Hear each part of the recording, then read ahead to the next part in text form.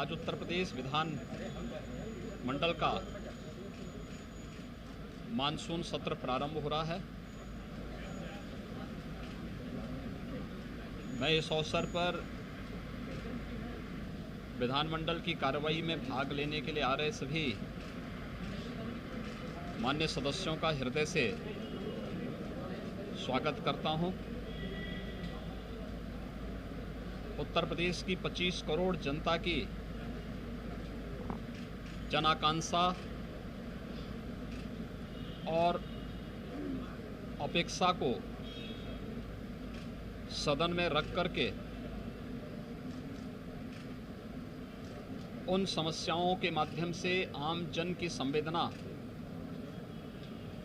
के साथ अपनी संवेदना को जोड़ने का एक अवसर सभी मान्य सदस्यों को प्राप्त होगा। उत्तर प्रदेश का विधानमंडल देश के किसी भी विधानमंडल से सबसे बड़ा विधानमंडल है और स्वाभाविक रूप से लोकतांत्रिक मूल्यों और आदर्शों पर विश्वास करने वाले सभी नागरिकों को उत्तर प्रदेश विधानमंडल की कार्रवाई का इंतजार होता है। वे बड़े विश्वास के साथ और यहाँ पर होने वाली उन सभी चर्चाओं का हिस्सा बनकर के इस सभी कार्यक्रम को बहुत गौर से देखते हैं। 25 करोड़ की आबादी के हितों के लिए डबल इंजन की सरकार जो कार्य कर रही है, बिना भेदभाव के डबल इंजन की सरकार समाज के अंतिम पायदान पर बैठे हुए व्यक्ति को शासन की योजनाओं का लाभ प्रदान कर रही है। विभिन्न चुनौतियों का सामना करते हुए भी उत्तर प्रदेश के अंदर अभाव और अराजकता के लिए कोई जगह नहीं। इन सभी कार्यक्रमों को पूरी प्रतिबद्धता के साथ आगे बढ़ाने का कार्य चल रहा है। कोरोना जैसी महामारी को प्रधानमंत्री मोदी जी के मार्गदर्शन और नेतृत्व में प्रभावी नियंत्रण स्थापित करते हुए आज सरकार प्रदेश में 38 करोड़ से अधिक वैक्सीन की डोजेज उपलब्ध कराने में भी सफलता प्राप्त हुई। प्रिकॉशन डोजेज भी लगभग 4 करोड़ के आसपास हम पहुंचने जा रहे हैं। प्रदेश के अंदर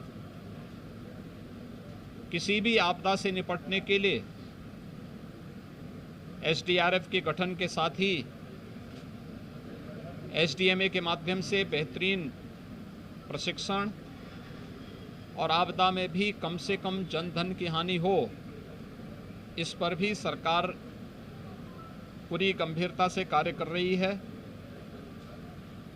बाढ़ और सूखा जैसे मुद्दे पर, अन्य महत्वपूर्ण मुद्दों पर चर्चा का एक माध्यम सदन है और सदन की इस कार्रवाई को बेहतरीन तरीके से संचालित करने के लिए और प्रत्येक मुद्दे पर चर्चा करने के लिए सरकार ने कल दलीय नेताओं की बैठक में भी इस बारे में बहुत स्पष्ट रूप से कहा है कि हम हर मुद्दे पर चर्चा करने को तैयार हैं और माननीय सदस्यों के द्वारा, विपक्ष के द्वारा उठाए जाने वाले किसी भी मुद्दे को सदन में पूरा सार्थक जवाब देने के लिए भी सरकार का पक्ष पूरी मजबूती के साथ खड़ा है।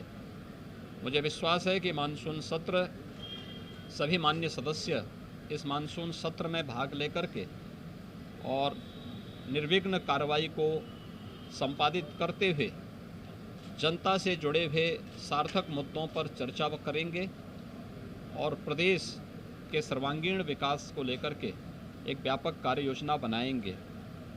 हमारे पीठासीन अधिकारियों ने विधानसभा में माननीय अध्यक्ष विधानसभा ने और विधान परिषद में माननीय सभापति विधान परिषद ने 22 सितंबर का दिन सभी महिला सदस्यों को महिला सशक्तिकरण में, महिला सम्मान, सुरक्षा और स्वावलंबन के लिए डबल इंजन की सरकार के द्वारा क्या कदम उठाए गए हैं, आगे क्या अपेक्षाएं हैं, एक दिन केवल इसी मुद्दे पर चर्चा करने के लिए रखा गया है।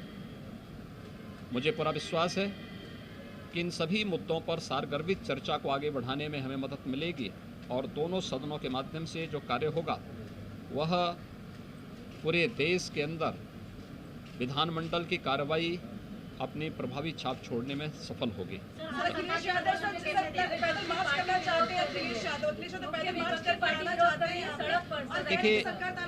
देखिए,